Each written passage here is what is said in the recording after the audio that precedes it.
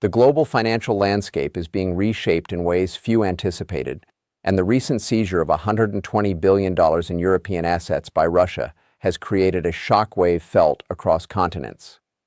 What makes this development particularly significant is not merely the magnitude of the capital involved, but the manner in which these assets have now been redirected, with China emerging as a primary beneficiary. This is a moment that forces us to reconsider assumptions about economic power, geopolitical strategy, and the intricate interdependence of international finance. When nations move assets of such scale, it is not only a statement of economic might, but a strategic maneuver that recalibrates the balance of influence on a global stage. The US, Europe, and other established powers may have underestimated the speed and decisiveness with which states like Russia and China can navigate sanctions, exploit vulnerabilities, and assert dominance in the international financial system. The seizure and subsequent reallocation of these assets illuminate structural realities in global capitalism and geopolitics that are often overlooked.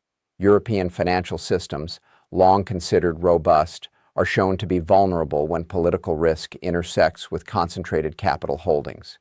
Russia's actions reveal a willingness to leverage state power and economic assets to achieve strategic objectives, while China's ability to capture a significant portion of the wealth demonstrates not only financial agility, but an acute understanding of geopolitical opportunity. This is not a random occurrence. It is a calculated move shaped by the capacity to integrate intelligence, market knowledge, and state-backed influence into financial maneuvering.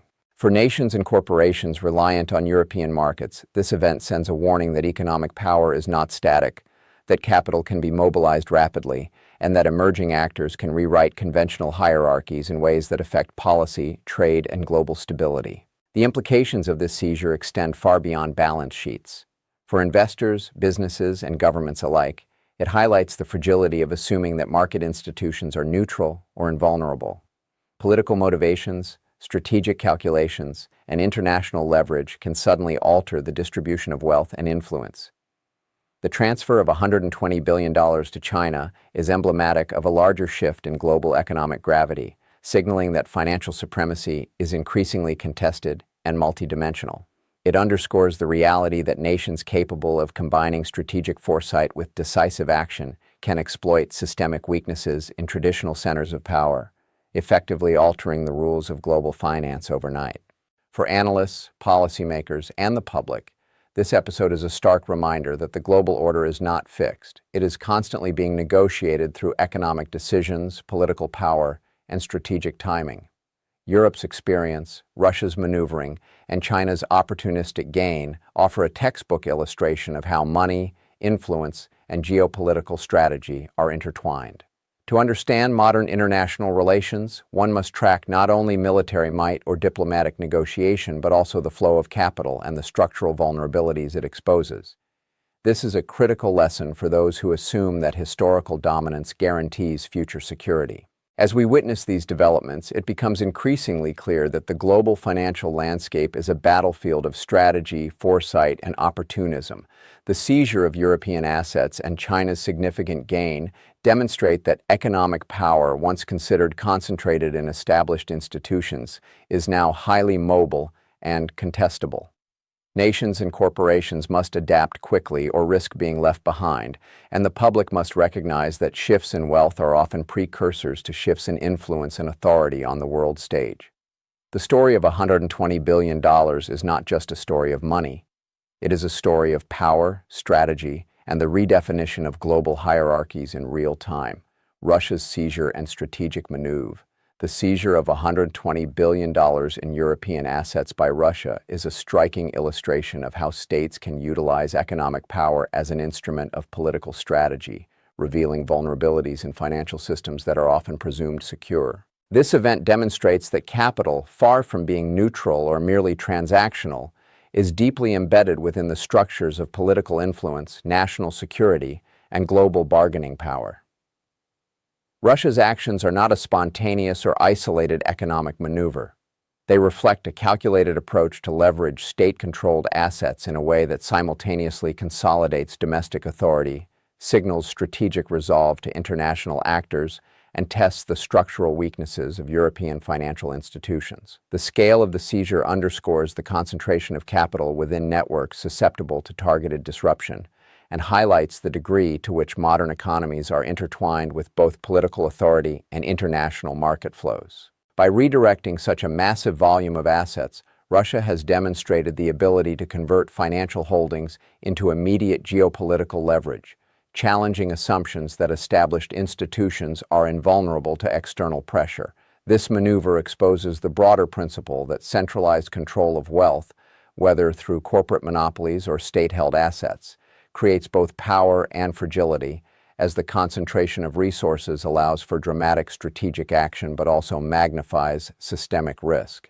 European financial systems, often regarded as resilient due to regulatory frameworks and institutional stability, are revealed to be susceptible when confronted with decisive interventions by politically motivated actors who can navigate legal, logistical, and economic levers simultaneously.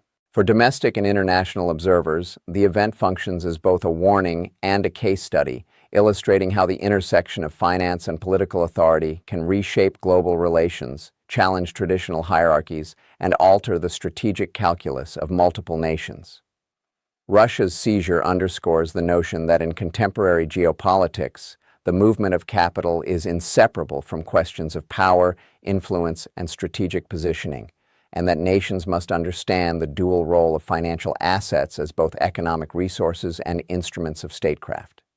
The rapid mobilization of such a significant sum reflects the capacity of states to act decisively when institutional structures allow, and the consequences of such maneuvers reverberate far beyond balance sheets, affecting trade relations, investor confidence, and the broader stability of international economic networks. In essence, this event illustrates the strategic potency of capital in international relations and the need for policymakers and financial institutions to recognize the vulnerabilities inherent in concentrated asset systems subject to political intervention. China's rapid acquisition of a significant portion of the $120 billion in European assets seized by Russia reveals a sophisticated understanding of how geopolitical opportunity intersects with financial strategy.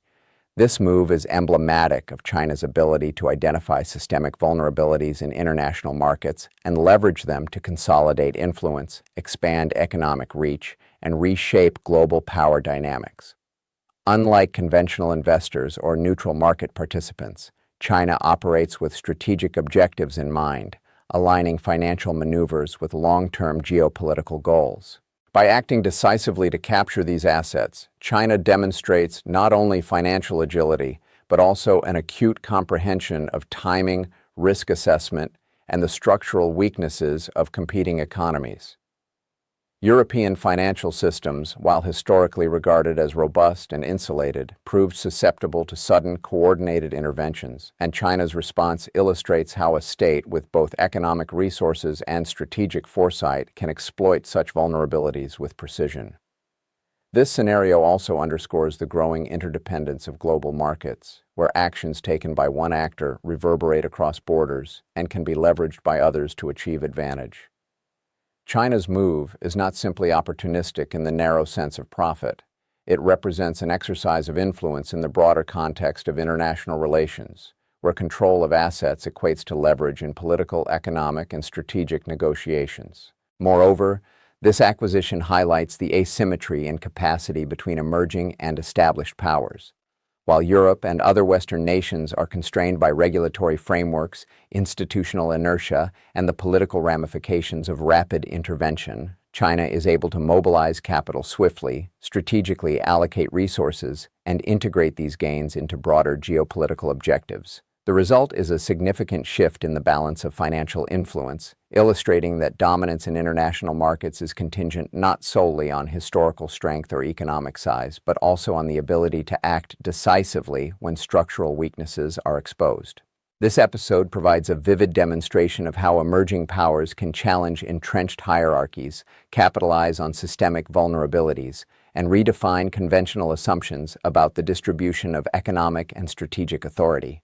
By securing these assets, China strengthens its position as a central actor in global finance, while simultaneously sending a signal that financial power can be both a tool and a weapon in shaping international relations. The implications are profound. Financial strategy, when aligned with geopolitical foresight, can produce outcomes that extend far beyond immediate economic gain, influencing global policy, trade networks, and the broader architecture of power. The seizure of $120 billion in European assets by Russia and the subsequent acquisition by China exposes the inherent fragility of European financial systems, demonstrating that even long-established markets are vulnerable when confronted with politically motivated disruptions. European institutions, often regarded as pillars of economic stability due to regulatory frameworks, legal safeguards, and historically centralized oversight, are shown to be susceptible when concentrated capital intersects with strategic geopolitical maneuvers. The event reveals that the concentration of assets, while efficient under normal market conditions, creates systemic weaknesses when external actors possess the capacity and intent to exploit them. Centralized holdings, tightly bound supply chains, and interlinked banking systems amplify the consequences of targeted action, meaning that a single disruption can reverberate across multiple sectors, affecting liquidity, investor confidence, and the broader stability of financial networks. Moreover, the European financial architecture, built to function within predictable political and economic parameters, struggles to adapt to the rapid mobilization of capital by actors operating outside traditional norms, whether through state-backed mechanisms or coordinated international strategy. The situation highlights that resilience in financial systems is not simply a function of size, regulation, or historical dominance, but also of flexibility, diversification, and the capacity to respond quickly to unconventional threats. For domestic and international stakeholders, the exposure of these vulnerabilities is a critical lesson.